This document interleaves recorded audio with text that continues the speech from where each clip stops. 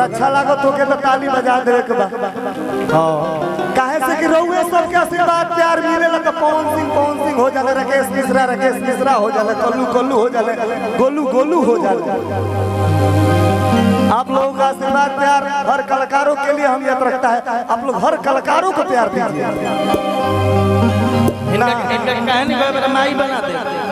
और बहुत बढ़िया बात कही नहीं में भैया कि राम से बड़ी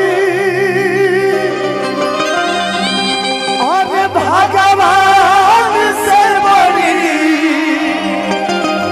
कि गौरा सबसे बड़ी। ए धरती पर माई से बढ़ के केहू ना हो, उनका से बढ़ के होइले ना हो। अगर धरती पे आई आँख खोलते के ऊपर नजर पड़ेला तो अपना माइये पर बबुआ बिना माई के आज तक दुनिया में केहू होइले नहीं। जल्दी शॉर्टकट मारे गोलू आँख बंद करला हमार भाई हम बुझ जाने के डिप्रेशन में जाता। और कहल गई कि राम से बड़ी भगवान से बड़ी गौरा सबसे बड़ी हो। राम से बड़ी भगवान से बड़ी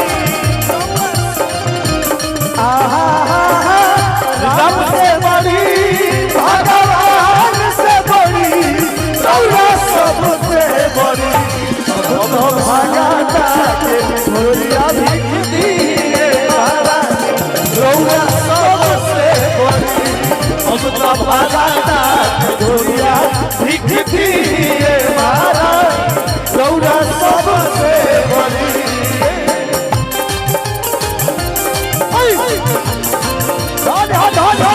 भैया अरे भैया के याद आवेला हो।